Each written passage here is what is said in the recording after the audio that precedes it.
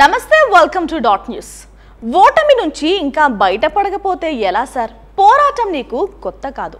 మీ నాన్న చనిపోయినప్పటి నుంచి నీ జీవితం పోరాటమే.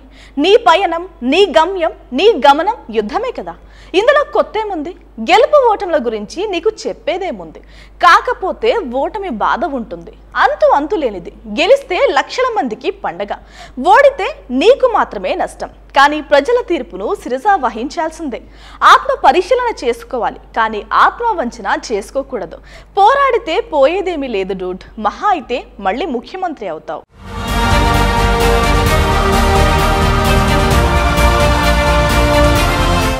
ఎన్నికల్లో ప్రజలు ఇచ్చిన తీర్పు పట్ల జగన్మోహన్ రెడ్డి ఇంకా దిగులుగానే కనిపిస్తున్నారు. ఎందుకు?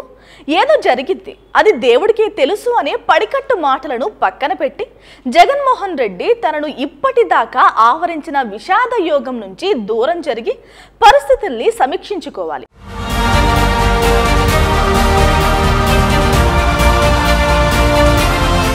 జగన్ ప్రజలు తనకు అందించిన అధికారాన్ని తనదైన ముద్రతో వినియోగించుకుంటూ ప్రయోగశీలమైన సంక్షేమ ప్రభుత్వాన్ని అందించారు. తన పరిపాలన పట్ల ప్రజల స్పందన ఎలా ఉంటుందో ఆయన కొన్ని అంచనాలు పెట్టుకున్నారు. ఆ అంచనాలలో తేడా వచ్చింది తప్ప ఈవీఎంలలో కాదు.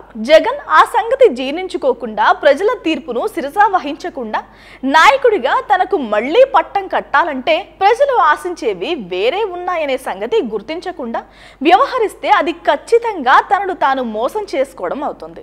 పార్టీని తిరిగి రైట్ ట్రాక్ మీదకి తీసుకురావాలంటే ఎంత త్వరగా గుర్తిస్తే అంత మంచిది. ఓడిన తర్వాత కట్టు తప్పిపోతున్న జగన్ ఆలోచన సరళి మారాలనే పలువురు కోరుతున్నారు. ఎందుకంటే ఎంతటి విజేతకైనా ఎప్పుడో ఒకసారి ఓటమి తప్పదు. ప్రపంచాన్ని జయించిన అలెగ్జాండర్ తన దేశంపై దండెత్తలేకపోయాడు.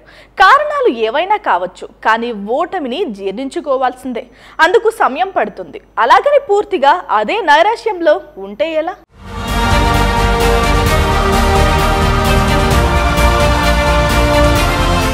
ఆంధ్రప్రదేశ్లో శాసనసభ ఎన్నికల ఫలితాల పట్ల జగన్మోహన్ రెడ్డి షాకు గురైనట్లుగా రాష్ట్ర ప్రజలందరూ సులువుగానే గుర్తించారు. ఆయన విషాదాన్ని దాచుకోలేకపోయిన వదనంతో ఒక ప్రెస్ మీట్ నిర్వహించి ఏదో జరిగింది, అదేమిటో దేవుడికే తెలుసు అని వ్యాఖ్యానించినప్పుడు అందరూ తేలిగ్గానే తీసుకుంటున్నారు. షాక్లో అలాంటి అభిప్రాయాలు ఉండడం సహజం అనుకున్నారు. ఏదో అనే పదానికి అర్థం ఎలక్ట్రానిక్ ఓటింగ్ మిషన్స్లో అవకతవకలు జరిగినట్లుగా అభివర్ణించేసరికి జగన్ ఇంత చిత్రంగా మాట్లాడుతున్నారేమిటి అని విస్తుపోయారు ప్రజలు. పర్వాలేదు, ఆయన పరిస్థితిని నిదానంగానైనా అర్థం చేసుకుంటారని ప్రజలు ఆశించారు.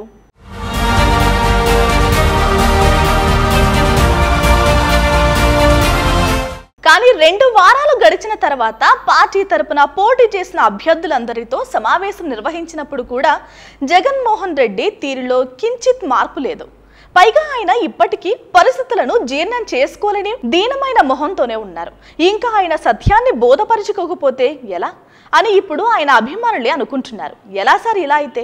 మీరే చెప్పండి. బాధ నుంచి కోలుకొని కొత్త శక్తితో కథన రంగంలోకి దూకండి. మీకోసం ఎంతో మంది ఎదురు చూస్తున్నారు. వారి నరాల్లో ఉత్తేజం నింపండి. Please subscribe dot news.